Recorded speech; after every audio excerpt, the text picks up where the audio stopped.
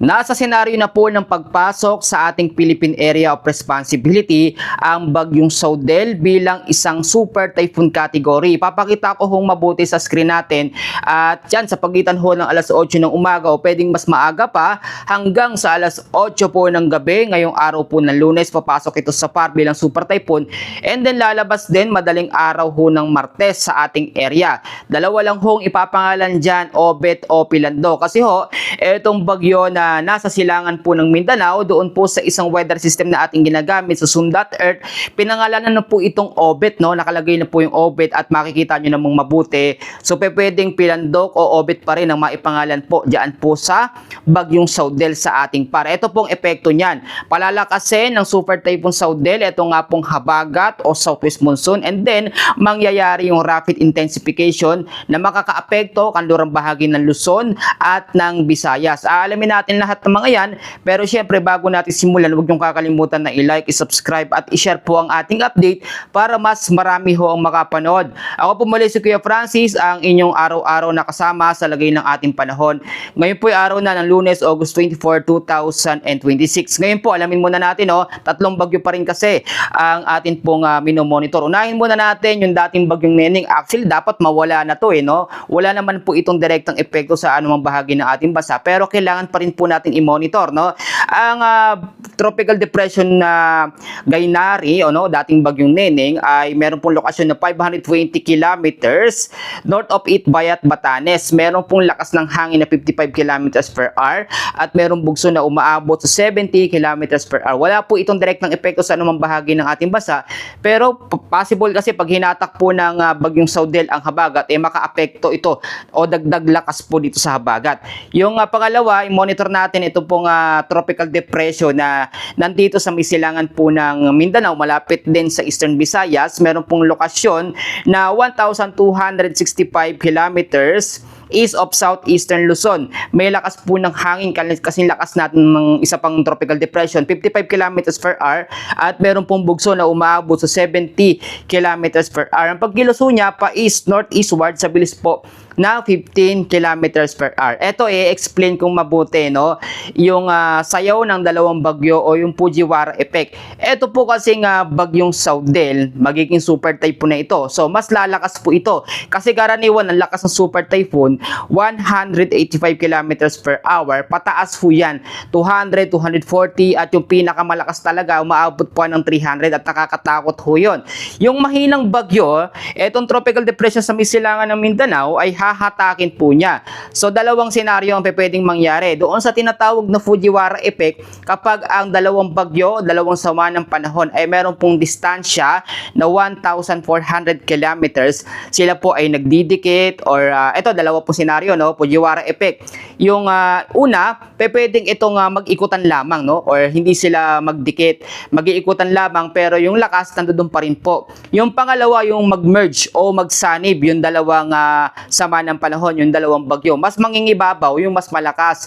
So nakita naman natin, medyo papataas yung direction po ng tropical depression na sa silangan ng Mindanao papunta doon sa Saudel o bagyong Saudel. Kaya nakikita natin na hahatakin yan o mas dodoble yung lakas po ng bagyong Saudel at yun po ay sa pagiging super typhoon na ng bagyong Saudel. Ito naman po, ngayon po ang ating pinaka iniingatan yung paglakas ho ulit ng habagat o ng southwest monsoon. Kasi itong super typhoon Saudel ay saglit lang ito sa ating Philippine Area of Responsibility. Actually, halos hindi naman din ito magkakaroon ng direktang epekto. Hindi kasi ito magla-landfall. Pero yung pinaka-wind field, yung pinaka-trap po ng bagyong Saudel ay posibleng makaapekto dyan po sa extreme northern Luzon. So, antabay ko pwedeng itaas sa wind signal number 1 yung mga maaapektuhan ng trap or extension ng hangin ng bagyong Saudel ngayong araw po ng Lunes. So, ngayon, ito yung sinasabi natin, rapid intensification. Hahatakin o palalakasin ng bagyong Saudel etong habagat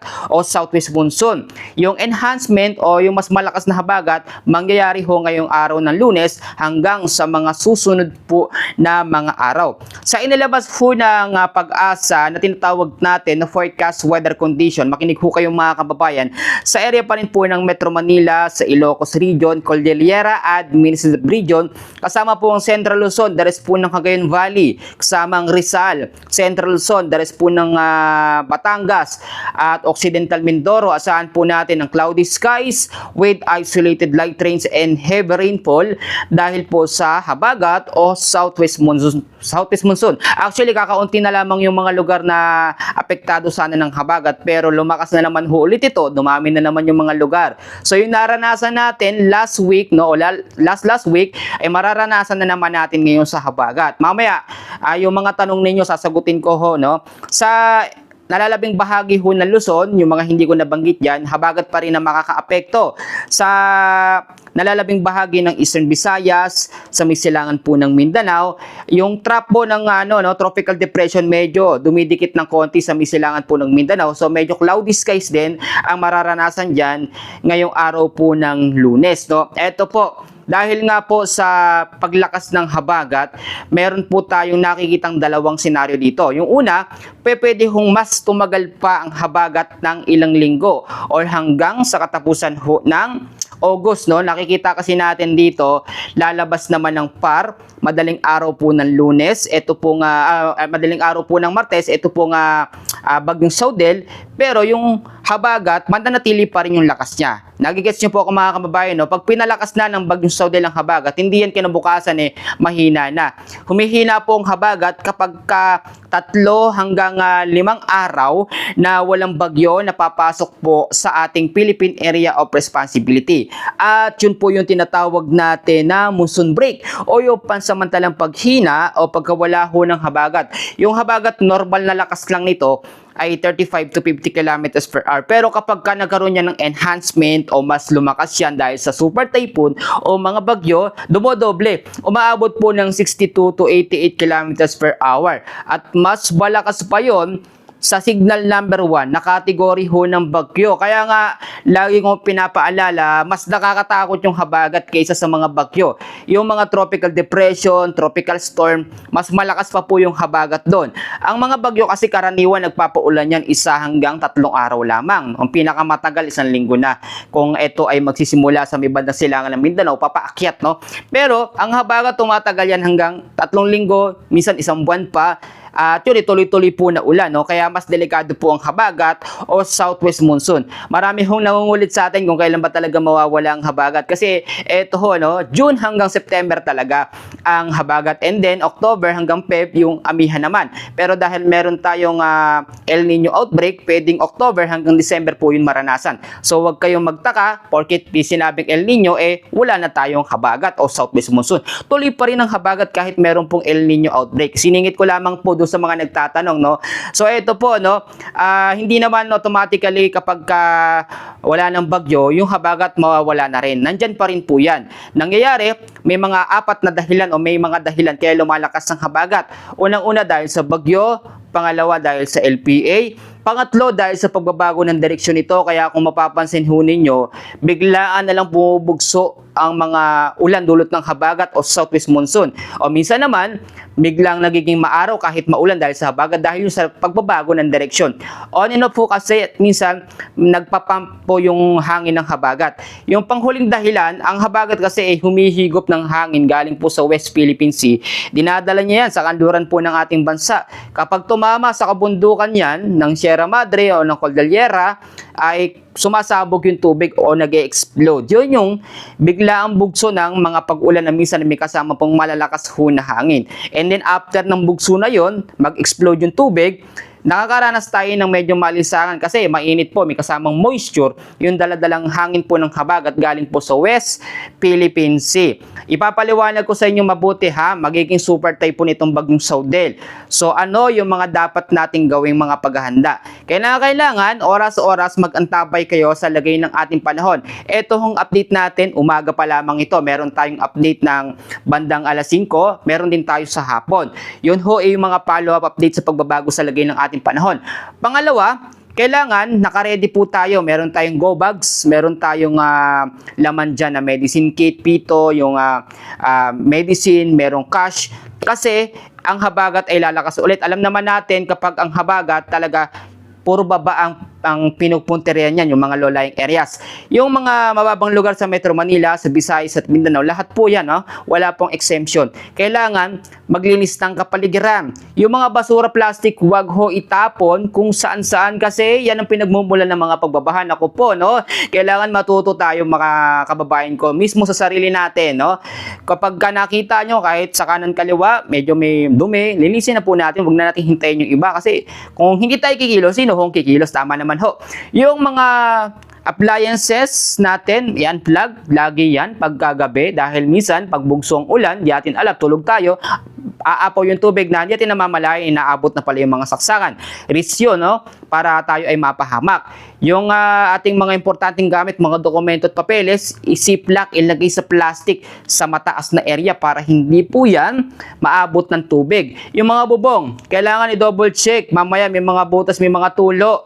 Dapat ngayon pa lamang po. At kailangan din mag-imbak o mag-stock na ng pagkain na tatagal po ng pang ilang araw. So gaano naman katagal? Kahit po yung pang 1 week lang kung ano lang yung kasi sa budget. Dahil lang habaga talaga, pag yan ay nagpaulan, tuloy-tuloy yan, maghapon ho yan. Huwag nating baliwalain porkit ilang araw lang na hindi umulan ng malakas o tuloy-tuloy, monsoon break kasi yun. Pero ngayon, ayan po, meron talagang patuloy na magpapalakas sa habagat. Bagyong Saudel, kaya tuloy-tuloy pa rin, enhancement pa rin yung ulan, yung rapid intensification, mangyayari pa rin po. Yung panghuling paalala, siyempre, always natin ipanalangin sa Lord na itong Super Typhoon Saudel ay humina po at mas bumilis ang labas niya sa ating Philippine Area of Responsibility. Huwag ho tayo masyadong kabahan kung nakahanda naman kayo at prepared sa mga pwedeng mangyari, nothing to worry po, kailangan lang talaga maabisuhan ko kayo lagi sa update. At isamaris natin, ang pangunahing weather system pa rin po na nakakaapekto sa atin ngayon, yung habagat pa rin, southwest monsoon. Meron pa rin tayong 3 bagyo na minomonitor and kikita natin, unang mawawala sa monitoring domain, etong dating bagyong Neneng, na nandyan po sa may bandang taas po ng extreme northern Luzon. Pangalawa, etong tropical depression sa may silangan ng Mindanao. Pangatlo, yung Super Typhoon Saudel na pwedeng pangalanan pong Obet o Pilandok. Depende ho yan. So malalaman ho natin yan. Kaya kinakailangan patuloy ho kayong maging updated sa lagay ho ng ating panahon. Yung mga local thunderstorms, mataas ang tsansa pa rin sa Visayas at sa Mindanao, lalo ho sa hapon at sa gabi. Kaya kinakailangan magdoble ingat pa rin po yung mga kababayan natin dyan. Dahil hindi natin talaga malalaman yung panahon dahil ngayon, bukod sa bagyo, meron pong habagat, meron mga local thunderstorms, talagang medyo naguguluhan na. Minsan kasi umuulan ng tuloy-tuloy, hindi natin alam yun pala ay dahil sa mga local thunderstorms, dahil sa habagat. At ito may nagtatanong sa atin na isingit ko po. Kasi yung mga bagyo daw kasi, akala nila pag sinabing bagyo, super typhoon na agad. Hindi ho. Meron ho tayong mga bagyo na may hina. 5 kategorya ho yan. Ito, explain ko ng mabilis, Tropical depression yung una, category 1. Yan po ay may lakas ng hangin lamang na 39 to 62 kilometers per hour. At yung category 2, tropical storm, merong lakas ng hangin yan na 62 to 88 kilometers per hour. Yung category 3 naman natin, 89 to 117 kilometers per hour ang lakas ng hangin. Category 4, typhoon category, ito po yung may lakas ng hangin na umaabot po sa 118 to 184 kilometers per hour.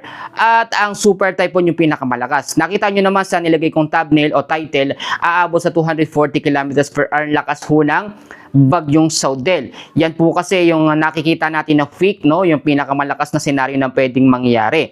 So, kailangan mag-ingat, magdala lagi ng payong, jacket kapote, palaban ho sa mga biglaang bugso ng mga pag-ulan. At tatandaan nyo lahat ng mga paalalang sinabi ko. And wag na wag kayong magsasawa na sumubaybay po sa aking update ni Kuya Francis, dahil tayo po ay nagbibigay talaga ng paalala at impormasyon sa lagay ng panahon sa ating pong mga kababayan. Siyempre, bago tayo magtapos, meron tayo araw-araw na Bible verse ito po yung salita ng Panginoon na pagkain natin, Word of God, ngayong araw po ng Lunes. Ang ating pong Word of God ay matatagpuan po mga kababayan ko sa Mateo chapter 11 verses 28 to 29. At ito po ang sinasabi, lumapit kayo sa akin kayong lahat na nahihirapan at nabibigatan sa inyong pasanin, at bibigyan ko kayo ng kapahingahan. Sundin ninyo ang mga utos ko at matuto kayo sa akin, dahil mabait ako at mababang loob, makakapagpahinga kayo. Amen po sa salita ng ating Panginoon. Totoo po yun mga kababayan, kung tayo ay sobra na talagang loaded sa problema at minsan naiisip natin yung hindi magandang bagay, huwag naman po sanang ganon. Lagi nating iisipin, nandyan po ang Panginoon na siya po nga magbibigay ng kaginhawahan sa atin. Ang Lord po gumagamit siya ng mga instrumento. Yung mga tao na minsan ay nagbibigay sa atin ng paalala, tulad ng mga kaibigan natin, pamilya natin, no? Kung ang problema natin ay about sa pera, madali po yan, masusolusyonan yan basta magsisipag tayo. About naman sa love life, sa pag-ibig, sa family, wala akong problema o wala pong bagay na hindi naaayos sa maayos po na pag-uusap. Basta lagi nating ipanalangin sa Lord bago tayo makipag-usap o makipagbate. At kung tayo naman ay namumblema minsan sa bagyo, mga lindol, kailangan lumapit po tayo sa Panginoon. The more na nakikita ni Lord, no, na tayo lumalapit sa Kanya, tayo po ay bine-bless at talagang iniingatan. So, sa ngayon, yan muna yung update natin. At eto, meron tayong shoutout. Siyempre, marami po naghihintay. At eto na po, sisimulan na po natin. So mga kababayan, eto na po, shoutout time tayo. Sinulat ko po muli, umaga pa lamang po, pagising ko, sinusulat ko na yung mga shoutout, no? At yung mga hindi ko po mababanggit, wag po kayong magtatampo, babawi na lamang po ako sa next update. So simulan na ho natin. Unang-una, kay Tatay Bam, kay Randy Morales, shoutout po sa inyo. And then sunod natin, si Sir Boyong Kapinpin from Nueva Ecija, kay Gina Arnaldo from Angeles, Pampanga, kay Jerilyn Cosare from Batangas, kay Rebecca Baybay from Mag-asawang Itay, Tagaytay City. Tama ho ba? Kay Aida Miranda from Arayat, Pampanga, kay Genevieve Luyahan, shoutout po kay Bea Luyahan from Antipolo, at Sabianan niya Espinola family from Northern Samar. Kay Nanay Rosalinda Enriquez from Maribeles, Bataan, kay Junix Vlog from Bohol, kay Sky Honey na gumigising pa, no, para manood po ng update natin and then natutulog po ulit. Shoutout sa inyo, ma'am. Maraming salamat ho. Kay Iger Cosmos from Pangasinan, kay Gloria De Vera from Baguio City, kay Rueno Cabarles from Posorobio, Pangasinan, kay Tatay J Loresco from Kalasya, Pangasinan, kay Nanay Irene Calma, shoutout po sa kanyang buong family, kay Nanay Deli at kay Ann from Santa Ana, Pampanga, kay Rod Zamoranos from Barangay Marilag, Quezon City, kay Sir Jonel Suba ng Lilibangan, Concepcion, Tarlac, kay Nanay Elvira Leal, shoutout po sa anak niyang Pogi, kay Junjun Leal, kay Swingley Humilde from Felipe Zambales, at dito po kay Korea Saladra from Baguio City, kay Nanay Crescencia Tantoy, kay Sir Gabriel Maige from Kalapakwan, Subic, Zambales, tama ho ba? Kay Nanay Helen Silvestre ng Marilao, Bulacan, kay Cynthia Balagot from Rosario, La Union, kay Jesus Cabanas, shoutout po sa kapatid niya sa Cebulan, Astorga, Santa Cruz, Davao del Sur, kay Bergie Manggubat at Jimmy Manggubat. At ito, may hanggang likod pa po yan, no? Kay Nanay Lydia Mamulang, shoutout po kay Kat from Calamba, kay Justin Castro from Hagone, Bulacan, kay Esther Tanglaw, shoutout po sa family ni Tanglaw at Mabalakad City, Pampanga, kay Potenciano Pran, Barangay Pundakit, San Antonio, Zambales, kay Ma'am Ana Jean Imbat ng Solano, Nueva Vizcaya, kay Michelle De La Peña, San Fabian, Pangasinan, kay Florence Carpio from Cabaruan, Santo Tomas, kay Nanay Janet Camacho ng Nueva Ecija, at kay Nanay Inda Rolibar, kay Geraldo Timbresa ng Abra, kay Rica May Sampaguita from Malolos, Bulacan, from My Cake Designer. Shoutout po sa inyo, at kung kayo po ay natuwa sa ating update, mag-comment pa rin kayo Pipili naman po ako, sinusulat ko naman po yan. Maraming salamat po talaga sa inyong patuloy na pagsuporta sa ating update, no? At mamaya meron po tayong update sa umaga at sa hapon. Suportahan nyo rin po. Maraming salamat po at God bless po sa ating lahat.